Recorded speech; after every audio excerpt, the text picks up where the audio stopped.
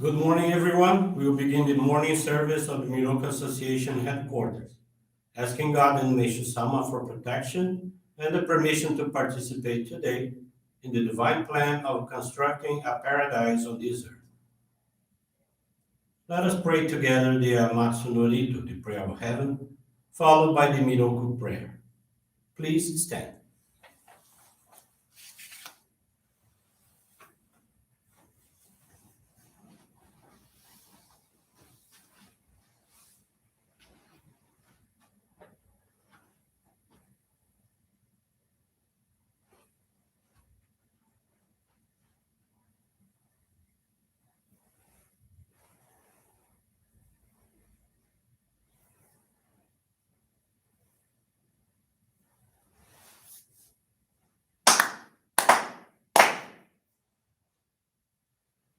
Taka ama harani kamuzumarimasu kamurohi kamuro mino mikoto mochite sumemi oya kamu izaki no mikoto tsukushi no himuka no tachi hana no odo no ahagi harani Misogi harai tamo toki ni narimaseru. Harai dono o kamitachi. Moro moro no magabuto tsumi kegareo. Harai tamae kiyome tamae tomao sukoto no yoshio. Amatsu-kami, Kunitsu-kami, Aoyorozu no kami tachi tomoni, Ame no fuchi koma no mimi furitatete, Kikoshi meseto kashikomi mo maosu. Miroku o mikami mamori tamae saki hae tamae. Miroku o mikami mamori tamae saki hae tamae. Oshie miyoya nushi no kami mamori tamae saki hae tamae. Oshie miyoya nushi no kami mamori tamae saki hae tamae.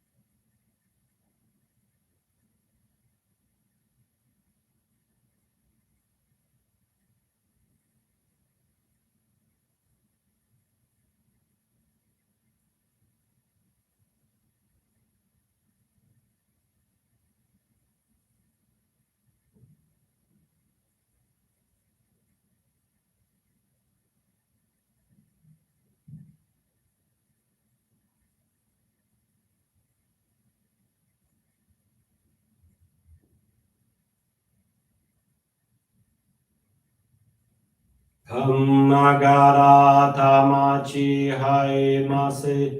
Kamnagara tamachi haemase.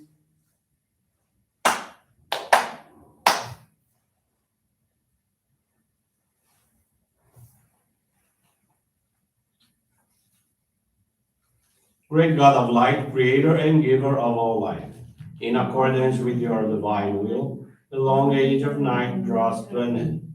Your radiant divine light, shining ever more brilliantly, awakens the dawn of the glorious age of light, a time long awaited by all humanity. We thank you for guiding us to your divine plan and for the privilege of channeling and receiving Johrei.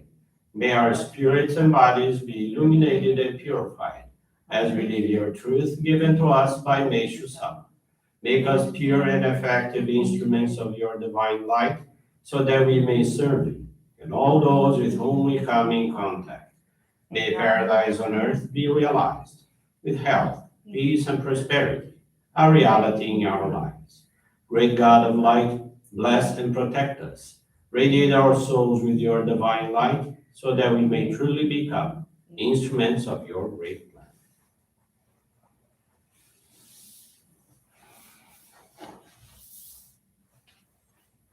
Please be seated for group Johrei.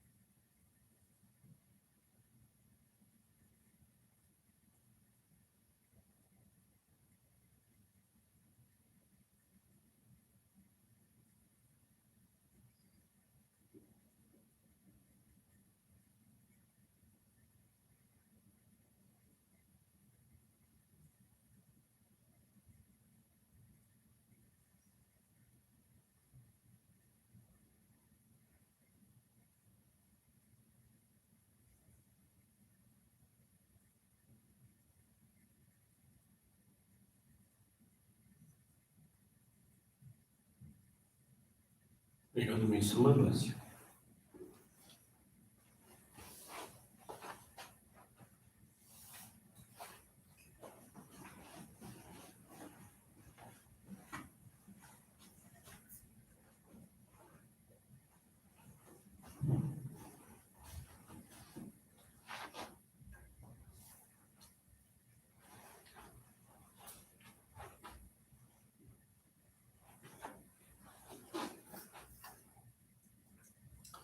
Teaching today is entitled World Peace, is from the Daily Inspirations, page 87. Seeking peace and shunning conflict is the true spirit of harmony. God has implanted this sense of consciousness in all humanity. When all nations are united under one God and work together, the golden age will be a reality. How pathetic are those who thrive on conflict and quarrels. Their spiritual natures are unrefined, still quite primitive and barbaric. In the coming paradise on earth, boundaries between the countries of the world will remain as they are now, but it will seem as if they don't even exist. Our countries will deal with each other on the basis of equality and friendship, so conflicts over boundaries will become totally unnecessary. Any issues between countries will be peacefully resolved. Their representatives will discuss and deliberate each issue, employing high intelligence and wisdom, based on the pure and selfless desire for the highest good of the whole world, with no national or personal ulterior motive. Any issues between countries will be peacefully resolved. Their representatives will discuss and deliberate each issue, employing high intelligence and wisdom. This is the essence of global government in the coming age. In the age of light, there will be far fewer laws than at present. Laws are not necessary for good, virtuous people. Laws are only necessary to control criminals and evil people. If there will be no criminals and no evil people in the daylight age, naturally there will be very few laws. Good morning, everyone. Thank you for joining the Miroku Association headquarters. Today, I want to share with you the faith experience of Maria Olga Simões dos Santos. She's from the Oporto Johrei Center, Portugal. Maria Olga's mother was called by her town hall for a meeting regarding the sharing of heirs and also because of a need of work pending on her family's mausoleum, which belonged to her maternal grandfather and his brother. Coincidentally, the month of August was also the month her grandfather passed away. She felt it was an opportunity to prepare in another way for the annual ancestor service in Portugal. For that special service, she didn't just want to put her ancestors' names on the prayer form, and decided that she would participate in this service respecting the law of order. She created a goal to also make a special donation, and from that moment on, many positive things start to happen. The family mausoleum belonged to several heirs, and as an architect, she was invited by her family to supervise the remodeling works. Any other situation, she would not assume this responsibility, but she thought she would make this dedication for her grandparents and family members. After accepting this mission, the other heirs began to donate their share to her mother. She felt in these donations the materialization of her grandparents' feeling of gratitude for the sincere dedication that she was putting on towards her mother. She must point out that the relationship with her mother was always difficult, and in recent years, Maria Olga has been striving to have a better relationship with her and other family members. As the relatives responsible for the mausoleum, they assume the responsibility of taking care of the ancestors of their family. With that feeling, from August to October, with great gratitude, they restored and cleaned many family items, recovering old objects and photographs. On the 1st of November, she decided that she would accompany her mother to the cemetery to pray and bring flowers to the remaining ancestors. Previously, she never worried too much about this, as she thought it was enough to attend the annual ancestor service in the church. Even though her mother likes to pray at the cemetery, Maria Olga was never willing to go with her mother. Regardless of what she thought, she tried to follow the teachings of God as revealed to Meishu-sama and based her thoughts on obeying God's command. Because if it depended on just her will, she would not assume these responsibilities, as there were other people who could assume and do it. On November 2nd, she participated in their annual ancestor service with great joy, emotion, and gratitude, happy to have put her best effort in the preparations she thought about and could feel the joy of her ancestors. The following week, on the day of the monthly appreciation service at the Oporto Johrei Center, at the time of offering her monthly donation of gratitude, there was doubt, attachment, and fear of not being able to fulfill her financial commitments. Again, being obedient to the teachings, she challenged her way of thinking her limits, trusting that she was doing the right thing within the right order and without expecting anything in return.